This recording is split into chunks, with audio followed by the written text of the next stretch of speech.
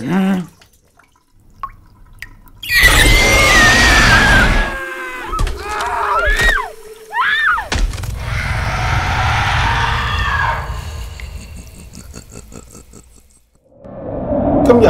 我會為大家講一個凶宅嘅故事。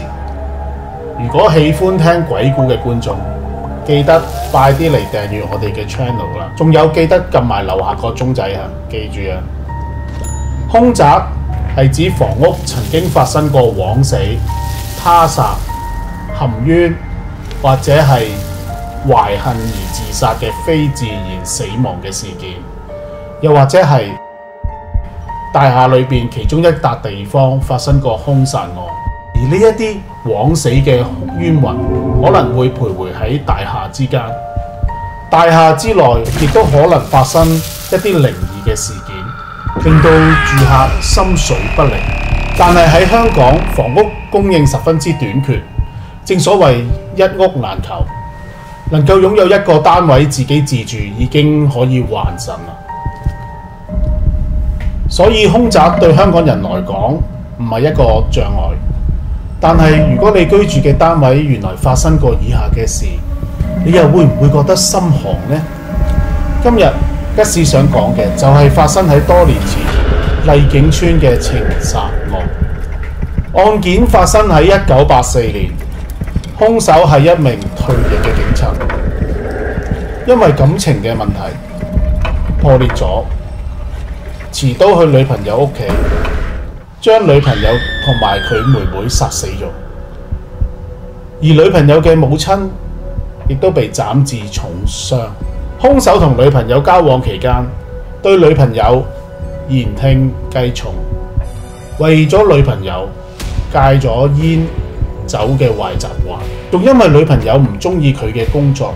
所以離開咗警隊。兇手應該好愛佢嘅女朋友。雖然有另一則傳聞就話兇手因為紀律嘅問題而被革職，但係真相如何就不得而知啊！女朋友嘅母親其實都一向唔係好中意兇手嘅，直至到案發之前4日，媽媽接到兇手嘅電話，就話個女因為急病入咗醫院。媽媽知道之後就急急帶同個妹去到醫院度。到達咗醫院之後，就發覺原來兇手喺度呃佢哋。當媽媽返到屋企，見到女兒赤裸上半身，衣服散落喺梳化上邊，仲見到女兒俾人捆綁，同埋佢把口俾嘢塞住咗。呢件事就令到兇手同女朋友嘅屋企人關係就破裂咗。案發當日嘅下午，兇手突然去到女朋友麗景邨嘅住所外邊，雙腳跪地，希望得到女朋友同埋佢嘅屋企人原諒。而當時淨係得女朋友同埋佢媽媽、妹妹喺屋企。媽媽不斷咁樣鬧兇手，要求佢離開，但係兇手仍然跪喺地下，冇離開嘅意思。當女朋友準備返屋企嘅時候，佢嘅屋企人就喺陽台上邊大聲咁叫落去，仲打手勢叫佢唔好返屋企。女朋友知道個情況好嚴重，於是就即刻報警。警方接到案之後，就派2名軍裝就去到現場了解情況。當時嘅兇手咧仲跪喺單位嘅外面，佢喊住咁同警察講，話想得到女朋友嘅原諒。喺呢一個時候，女朋友就話永遠都唔會寬恕佢，如果佢唔離開，就會揭發佢嘅罪行。事件擾攘咗20分鐘，兇手就詐諦離開啦，而警員亦都收隊。但係不久，兇手就返現場，女朋友唯有致電兇手嘅屋企人求助。兇手嘅屋企人到達現場之後，不斷咁勸兇手唔好將男女感情嘅事睇得太重，但係兇手就同佢哋講，返屋企冇問題啊，但係返到去之後，我會即刻自殺。而女朋友就回應一句，即使你死咗啊，我都唔會留下一滴眼淚。之後兇手就去咗洗手間，返嚟就見到女朋友嘅媽媽同佢屋企人就喺梯間嗰度傾偈，並指兇手咧可能需要睇一啲精神科嘅醫生。喺呢一個時候，兇手就話自己有啲頭暈，佢兩隻眼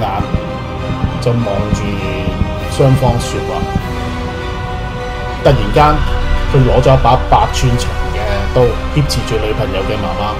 要求女朋友開門。當時女朋友因為救母心切，於是就開咗個鐵閘。個鐵閘一打開，兇手就將把刀拮向女朋友嘅胸部，